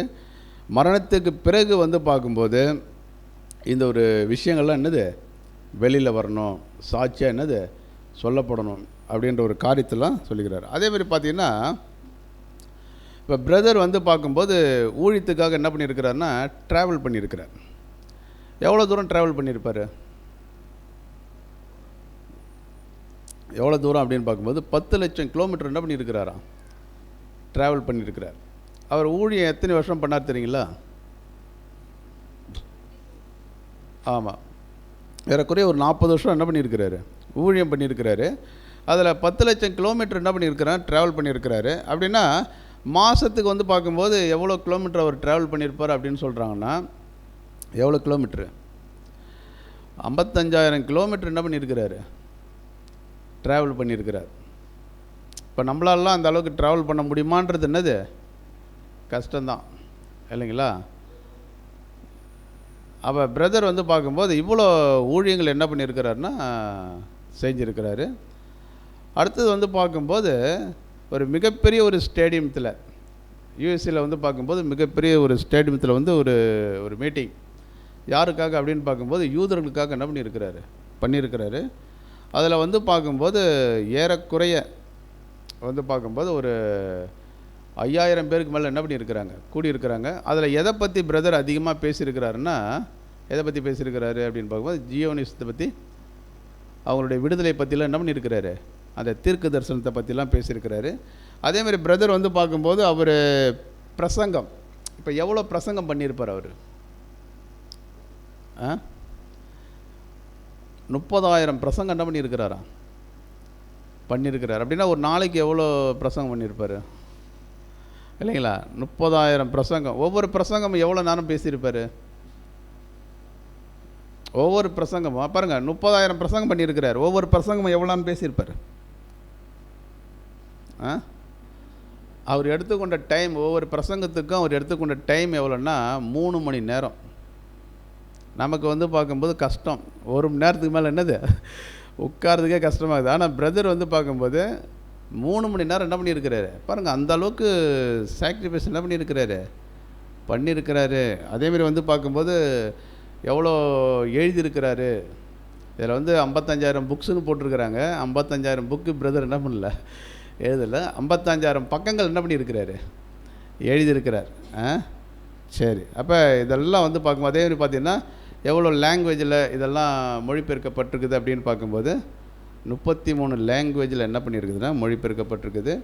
அதேமாதிரி பார்த்திங்கன்னா இவரோடு இருந்த ஊழியக்காரர்கள், ஃபுல் டைம் ஊழியக்காரர்கள் கூடவே வந்து பார்க்கும்போது இந்த ஊழியத்தெல்லாம் செய்வதற்காக ஃபுல் டைம், இல்லைங்களா, ஊழியக்காரர்கள் 70 பேர். அதேமாதிரி வந்து பார்த்திங்கன்னா பார்ட் டைம் ஊழியக்காரர்கள். பார்ட் டைம்னா வேலைக்கு போவாங்க, பார்ட் டைம் வந்து என்ன பண்ணுவாங்க இவரோட, ஆமாம், அவங்களுக்குரிய ஊழியத்தை என்ன பண்ணியிருக்கிறாங்க, செய்திருக்கிறாங்க. அப்போ இது வந்து பார்க்கும்போது யூதர்களுக்காக அவர் வந்து அந்த 58வது வயதில் வந்து பார்த்திங்கன்னா ஒரு சியோனிசம் இல்லைங்களா, ஒரு ப்ராப்பர்ஸ் என்ன பண்ணியிருக்கிறாரு, பேசியிருக்கிறாரு. அதில் வந்து பார்க்கும்போது ஒரு 5200 பேர் என்ன பண்ணியிருக்கிறாங்க, கலந்து கொண்டிருக்கிறாங்க அப்படின்றத நம்ம பார்க்குறோம். இப்போ இதை குறித்து ஒரு தீர்க்க தரிசனம் நம்ம எசேக்கியேலில் கூட படிக்கலாம் பாருங்க. எசேக்கியேல் 9ஆம் அதிகாரம் 11ஆம் வசனம்.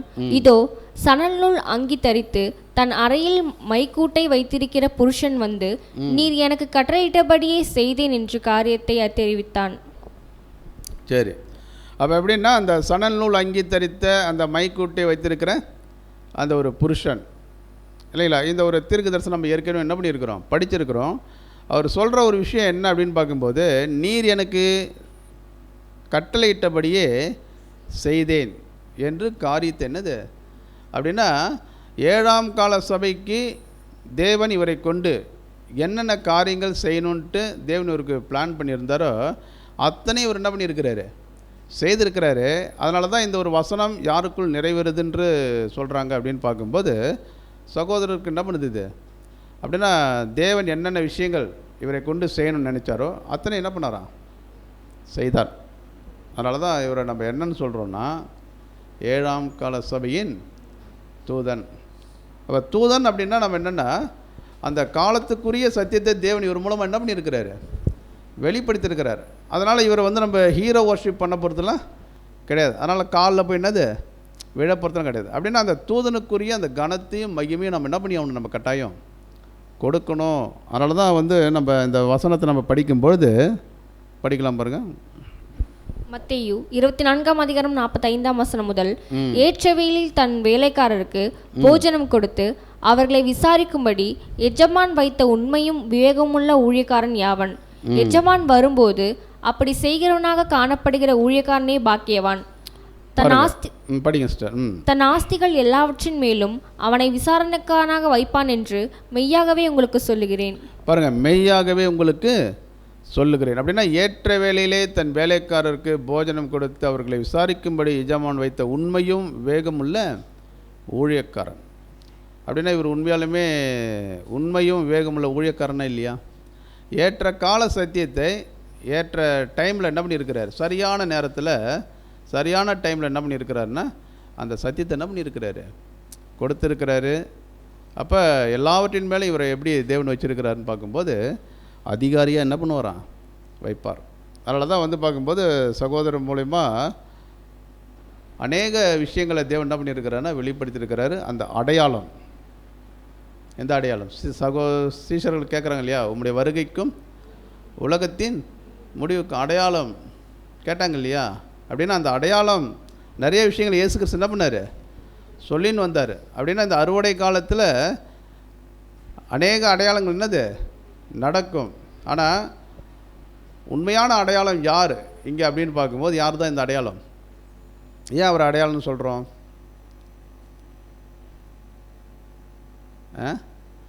ஏன் அப்படின்னா, அந்த அடையாளத்தை வெளிப்படுத்தக்கூடியவரே தேவன் ஒருத்தர் கொண்டு வெளிப்படுத்துவார் இல்லையா.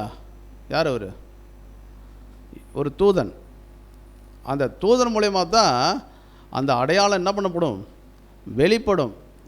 அப்படின்னா அந்த அடையாளத்தை சொல்வதற்கு தேவன் ஒரு கருவி என்ன பண்ணுறாருங்க, பயன்படுத்துகிறாரு. அப்படின்னா அந்த அடையாளங்கள் அப்போ தான் என்ன பண்ணுமா, வெளியில் வரும். சில விஷயங்கள் வந்து தேவன் வந்து தெளிவாக வெளிப்படுத்தும் போது அதை யாராவது வெளிப்படுத்துவதற்கு ஒருத்தர் என்ன பண்ணணும், இருக்கணும். இப்போ கூட வந்து பார்க்கும்போது அந்திரேயா வந்து சொல்கிறார், நாங்கள் மேசியாவை என்ன பண்ணோம், கண்டோம். எப்படி மேசியாவை கண்டார் அவர்? மேசியாவினுடைய செயல்பாடுகள் இவர் மூலமாக என்ன பண்ணிச்சு, வெளிப்பட்டதுனால அவர் மேசியான்ட்டு என்ன பண்ணாங்க, அடையாளம் கண்டு கொண்டார்கள். இவர் 7ஆம் தூதன் என்பதற்கு இவர் மூலமாக சொல்லப்பட்ட விஷயங்கள் என்ன பண்ணிச்சு, வெளிப்பட்டதுனால இவர் நம்ம என்ன பண்ணுறோம், 7ஆம் தூதன். அந்த அடையாளங்களை சொல்வதற்கு தேவன் என்ன பண்ணுறாருன்னு பார்க்கும்போது ஒரு கருவி என்ன பண்ணுறாரு, பயன்படுத்துறதுனால இவரை நம்ம எப்படி பார்க்குறோம் அப்படின்னு பார்க்கும்போது இயேசு கிறிஸ்து சொன்ன அந்த அடையாளமாக நம்ம என்ன பண்ணுறோம், பார்க்குறோம். அதில் வந்து பார்க்கும்போது அவருடைய 2ஆம் வருகை குறித்து தெளிவான முறையில் என்னது, பரோஷியா இல்லைங்களா, இயேசு கிறிஸ்து வந்து இருத்தல். அப்போ வந்து அவர் வந்து பார்க்கும்போது இந்த வேலையெல்லாம் என்ன பண்ணுவார், தூதனை கொண்டு செய்வார் அப்படின்றத நம்ம பார்க்குறோம். சரி, இப்போ நம்ம என்ன பார்த்தோம் அப்படின்னு பார்த்தீங்கன்னா, உண்மையும் வேகமுள்ள ஊழியக்காரன்.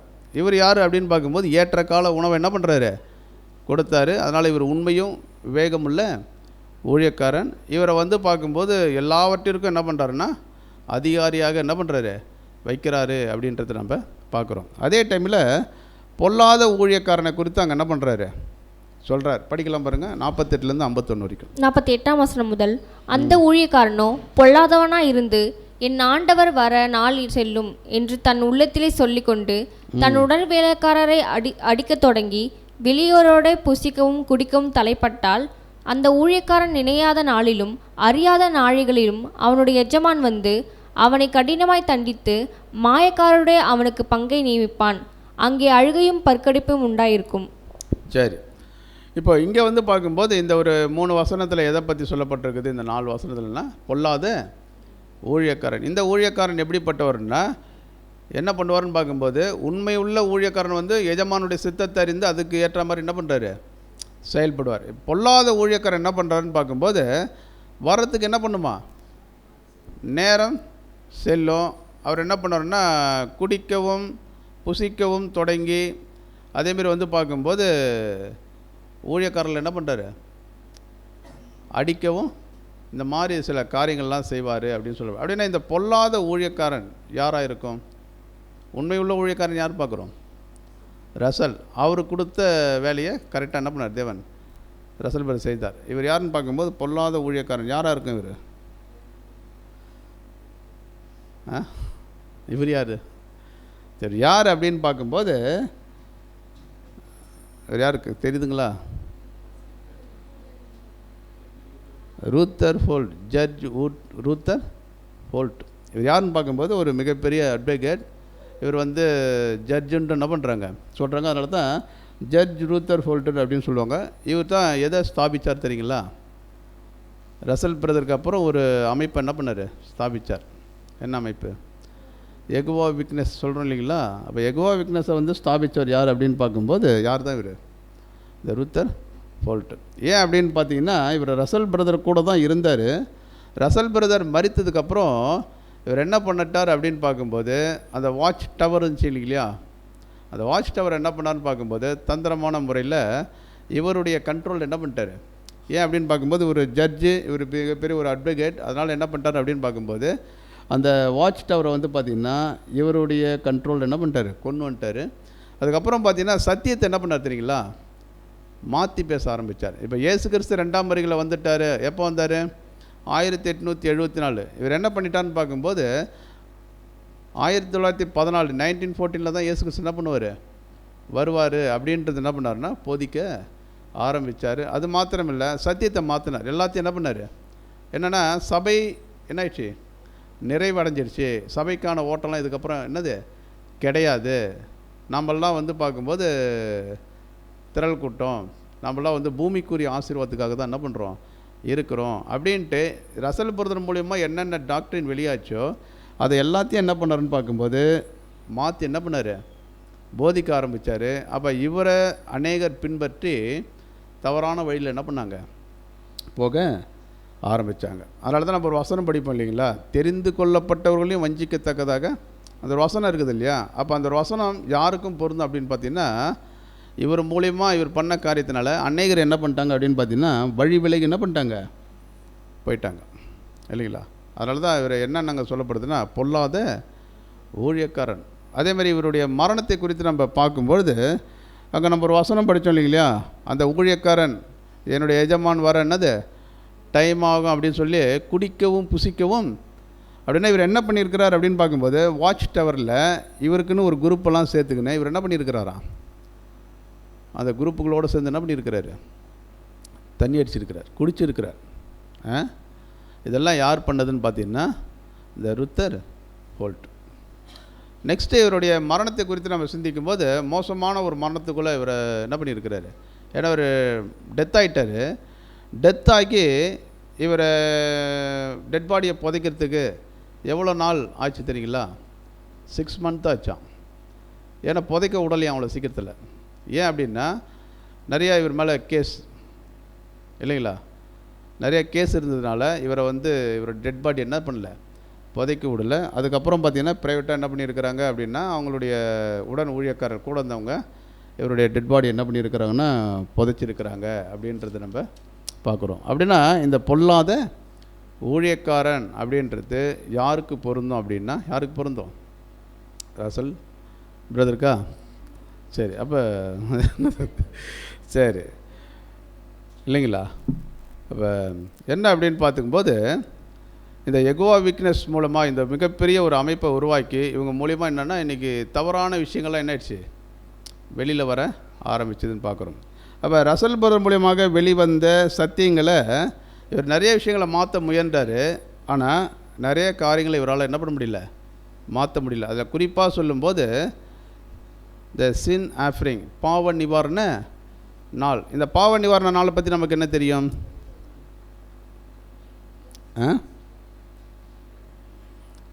பாவ நிவாரண நாள் அப்படின்னா இயேசு கிறிஸ்து நமக்காக என்ன பண்ணியிருக்கிறாரு, பலி செலுத்தி இருக்கிறாரு. அந்த பலியில் நமக்கு என்ன இருக்குது, பங்கு இருக்குது. அந்த பலியை நம்ம விசுவாசிக்கிறதுனால நம்ம என்ன பண்ண போகிறோம்னா நீதிமான் ஆக்கப்படுறோம். அப்போ அந்த பலியில் நம்ம பங்கு கொள்வதனால நமக்கு என்ன கிடைக்குதுன்னு பார்க்கும்போது பரிசுத்த மாகுதல். அப்போ இந்த ஒரு விஷயங்கள்லாம் வந்து பார்க்கும்போது ரசல் பிரதர் மூலமாக நம்ம என்ன பண்ணுறோம், நம்ம இந்த பாவ நிவாரணத்தின் மூலமாக கற்றுக்கொள்கிறோம். அதேமாதிரி அவர் மூலமாக வந்து பார்க்கும்போது வெளிவந்த விஷயங்கள் முக்கியமான வந்து பார்க்கும்போது டேபர்னக்கல் இல்லைங்களா, இதன் மூலமாக வந்து பார்க்கும்போது ஆழ்ந்த சத்தியங்கள். அதேமாதிரி பார்த்திங்கன்னா கொரோனாலஜி இல்லைங்களா, இன்றைக்கி சகோதரர் அந்த நமக்கு கொடுத்த அந்த கொரோனாலஜி இல்லைங்களா, அது சரியான என்னது கொரோனாலஜியை நம்ம பார்க்குறோம். அதேமாதிரி பார்த்திங்கன்னா இது என்னது, இது பாருங்கள், தேவனுடைய தெய்வீக திட்டம் சார்ட் ஆஃப் ஏஜஸ். இதை கூட வந்து பார்க்கும்போது நிறைய பேர் மாற்றுறதுக்கு ட்ரை பண்ணியிருக்கிறாங்க. ஆனால் எல்லாராலையும் கரெக்டாக என்ன பண்ண முடியல. சகோதரர் தான் இந்த ஒரு வரைபடத்தை என்ன பண்ணியிருக்கிறாரு, போட்டிருக்கிறாரு.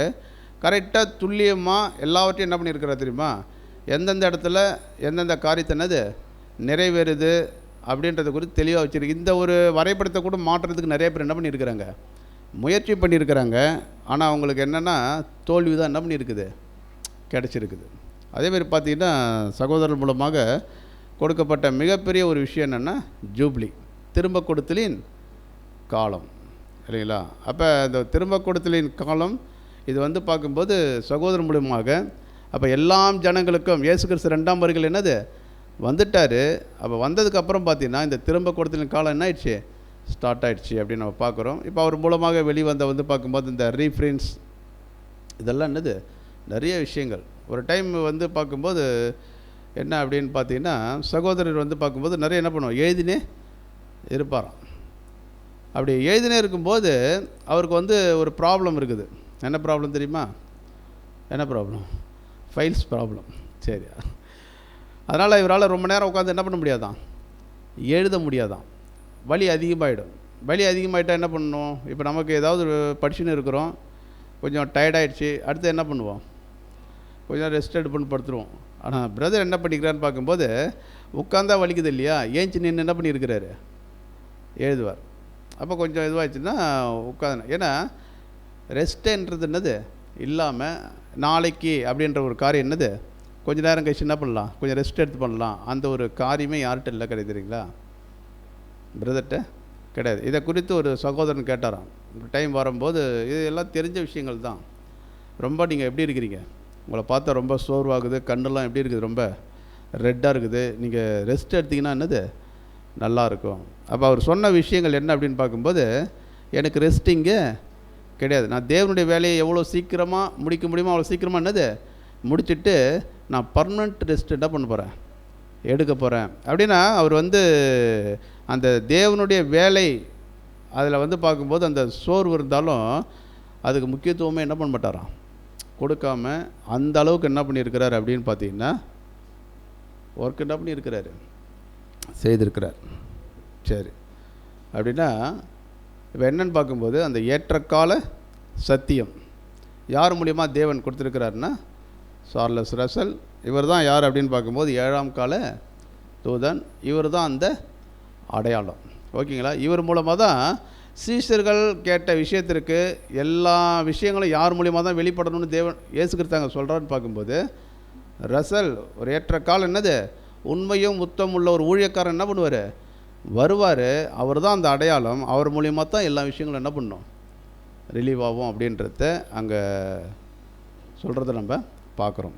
சரி, இப்போ என்ன ஒரு கொஸ்டின் அப்படின்னு பார்த்தீங்கன்னா, ரசல் மட்டும்தான் என்னது 7ஆம் கால சபையின் தூதன் அப்படின்னா, ஒரு தூதனா 7ஆம் கால சபைக்கு நிறைய தூதர்கள் இருக்கிறாங்களா? ஒரு தூதன் தான். ஏன் அப்படின்னு பார்க்கும்போது இன்றைக்கி சில குழப்பங்கள் இருக்குது. தூதன்றது யார் கிடையாது, எல்லாருமே என்னது தூதன் தான். தேவனுடைய வார்த்தையை சொல்கிற எல்லாருமே தேவனுடைய தூதை சொல்கிறவங்க தூதர் தான். ஆனால் எல்லாருமே யாராயிட முடியாது தெரியுங்களா? ஒரு 7ஆம் கால சபைக்கு யார் தான், ஒரு தூதன் தான் இல்லைங்களா? அப்போ அவர் மூலியமாக தான் சத்தியம் என்னது. ஏன் அப்படின்னு பார்க்கும்போது எல்லாருமே தூதன், 7ஆம் கால சபைக்கு எல்லாருமே தூதன்னா நமக்கு எல்லாருக்குமே என்ன வெளிப்படணும் தெரியுங்களா? என்ன வெளிப்படணும்? ஒரு வசனத்துக்கு நாம்ளே என்ன பண்ணணும், விளக்கம் கொடுக்கணும் சரியாக. எந்த விதமான ரைட்டிங்ஸும் நீ என்ன பண்ணக்கூடாது, பார்க்கக்கூடாது. எந்த வித கமெண்ட்ரி என்ன பண்ணக்கூடாது, பார்க்கக்கூடாது. அப்படின்னா நம்ம கொடுக்குற வசனத்துக்கு கொடுக்குற விளக்கங்கள் எப்படி இருக்கணும்?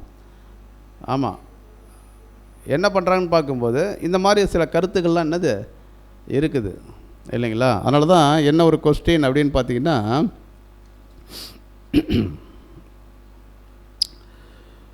இப்போ நம்ம எல்லாரும் தூதர்களானா எல்லாரும் என்னது தூதன் கிடையாது. 7ஆம் கால சபைக்கு ஒருத்தர் தான் என்னது தூதன். ஒரு வேளை பார்க்கும்போது நாம் தான் தூதன் ஒரு வேளை யாராவது சொன்னாங்கன்னா என்ன ஒரு கொஸ்டின் அவங்களுக்குள்ளே வரணும்னு பார்க்கும்போது, இப்போ நம்ம எல்லாத்தையும் என்னது தெரிஞ்சுக்கின்னு சத்தியத்துக்கு வந்தோமா, இல்லை நம்ம கற்றுக்கணும் ஒருத்தவங்க மூலிமா கற்றுக்கணும் வந்திருக்கிறோமா? நாம்ளே எல்லாத்தையும் என்ன பண்ணல, சுயமாக கற்றுக்கல இல்லைங்களா? ஒருத்தர் மூலிமா நம்ம என்ன பண்ணோம், எல்லாத்தையும் பெற்றுக்கொண்டோம். அதேமாரி பார்க்கும்போது தெய்வீக திட்டத்தை நாமே கற்றுக்கொண்டோமா, இல்லைன்னா மற்றவங்க சொல்லி நம்ம என்ன பண்ணோம் தெரிஞ்சுக்கணுமா? அப்படின்னா அந்த தெய்வீக திட்டம் இருக்குது இல்லையா, அதை ஃபுல்லாக தேவன் யாருக்கு தான் வெளிப்படுத்தினார் தெரியுங்களா? தூதனுக்கு தான் என்ன பண்ணார், வெளிப்படுத்தினார். அந்த தூதன் மூலியமாக தான் நம்ம இந்த ட்ரூத்தெல்லாம் என்ன பண்ணியிருக்கிறோம், பெற்றுக்கொண்டிருக்கிறோம். அதனால் என்ன அப்படின்னு பார்க்கும்போது 7ஆம் கால சபைக்கு தூதன் யார் தான், ரசல். அதனால தான் அந்த கீழே நம்ம படிக்கும்போது, உங்களில் யாராவது தாங்களாகவே சத்தியத்தை அறிந்து கொண்டீர்களா? இல்லை. இப்போ ரசல் பிரதரை பற்றி நம்ம எப்படி சொல்லலாம்? உதவி அல்லது வழிகாட்டுதல் இல்லாமல் தெய்வீக திட்டத்தின் அந்த அருமையான விவரங்களை அனைத்தையும் நீங்கள் தானே கண்டுபிடித்தீர்களா? ஒருவேளை நீங்கள் தானே கண்டுபிடிச்சிருந்தீங்களா? நீங்கள் யாரும் இல்லை. ஆமாம் இல்லைங்களா? நிச்சயமாகவே இல்லை. நாம் அனைவரும் அந்த சத்தியத்தை ஏழாவது தூதரின் குரல் மூலம், அதாவது சகோதரர் ரசல் அவர்களின் மூலம் முழுமையான சத்தியத்தை, நிறைவான சத்தியத்தை என்ன பண்ண நம்ம பெற்றிருக்கிறோம். ஓகேங்களா? நமக்கு எதுவுமே என்ன பண்ணல, வெளிப்படுத்தப்படலை. எல்லாமே பார்க்கும்போது சகோதரன் மூலமாக நம்ம என்னது பெற்றுக்கொண்டோம் அப்படின்றத நம்ம பார்க்குறோம். படிக்கலாம் பாருங்கள். 24ஆம் அதிகாரம் 48ஆம் வசனம் முதல், அந்த ஊழியக்காரன் நினையாத நாளிலும் அறியாத நாழிகளிலும் அவனுடைய எஜமான் அவனை கடினமாய் தண்டித்து மாயக்காரருடைய அவனுக்கு பங்கை நியமிப்பான். அங்கே அழுகையும் பற்கடிப்பும் உண்டாயிருக்கும். சரி, இது பார்க்கும்போது அந்த பொல்லாத ஊழியக்காரன் என்னது பற்றி சொல்லப்பட்ட விஷயங்கள். பொல்லாத ஊழியக்காரன் என்ன அப்படின்னு பார்க்கும்போது, இவர் சுயமாக எது என்ன பண்ணலை, மற்றவங்க பண்ணதை என்ன பண்ணுறதுன்னா தான் என்னது செஞ்சேன் அப்படின்ற மாதிரி சில விஷயம். இதெல்லாம் யாருக்கு பொருந்தும் அப்படின்னு பார்க்கும்போது அந்த யாருக்கு, ஆமாம் இல்லைங்களா? சரி, அப்படின்னா 7ஆம் கால சபையின் தூதன் யாருன்னா, ஆமாம் ரசல் பிரதர் அப்படின்றத நம்ம பார்க்குறோம். இவர் ஏற்ற கால சத்தியத்தை சரியான நேரத்தில் சரியாக என்னது கொடுத்தாரு. இவரை குறித்ததை நம்ம வெளிப்படுத்தல் விஷயத்தில் படிக்கும்போது, இப்போது இயேசு கிறிஸ்துவனுடைய கையில் என்னது, ஆமாம் 7 நட்சத்திரங்குது. அடுத்தது 7 குத்து விளக்கு. 7 குத்து விளக்கு எதை குறிக்கும்? 7 குத்து விளக்கு சபை. அந்த நட்சத்திரம் ஸ்டார் இல்லைங்களா?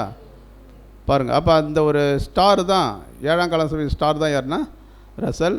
அது கூட சொல்லும்போது என்னென்னு பார்க்கும்போது அவங்களாம் ஒரு சேனல், என்ன ஒரு பைப், அதன் மூலமாக என்னது, அப்போ அந்த நீதியின் சூரியன் ஆகிய இயேசு கிறிஸ்துவின் இடத்துலேருந்து அவங்க என்ன பண்ணுறாங்கன்னா அந்த ஒரு வெளிச்சத்தை வாங்கி இந்த 7ஆம் கால சபைக்கு அவருடைய பிள்ளைகளுக்கு என்ன பண்ணுறாங்க, அந்த வெளிச்சத்தை நமக்கு கொடுத்துருக்குறாங்க.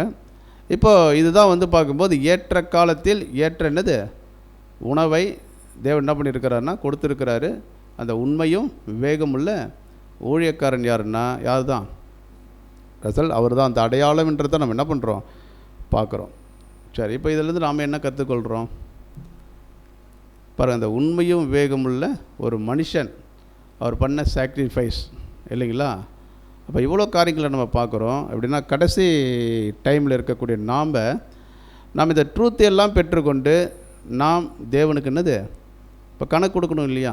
எல்லோரும் என்ன பண்ணணும், சத்தியத்தை வாங்குகிறோம், பெற்றுக்கொண்டோம், அதற்கேற்ற என்னது, ஆமாம், ஒவ்வொருத்தவங்களுக்கும் அதில் என்ன இருக்குதுன்னு பார்க்கும்போது ஒரு ரெஸ்பான்ஸ் என்னது இருக்குது, அதை நம்ம பயன்படுத்தி கொள்ள வேண்டும். இப்போ வந்து பார்த்திங்கன்னா இந்த 24வது சாப்டர் மத்திய 24வது இன்னையோடு என்ன பண்ணுது க்ளோஸ் ஆகுது. அடுத்த வாரத்துலேருந்து நம்ம வந்து பார்க்கும்போது வேறொரு காரியத்தை குறித்து என்ன பண்ண போகிறோம், சிந்திக்க போகிறோம். பொறுமையோடு கேட்டவங்களை தேவன் தாமே ஆசீர்வதிப்பாராக.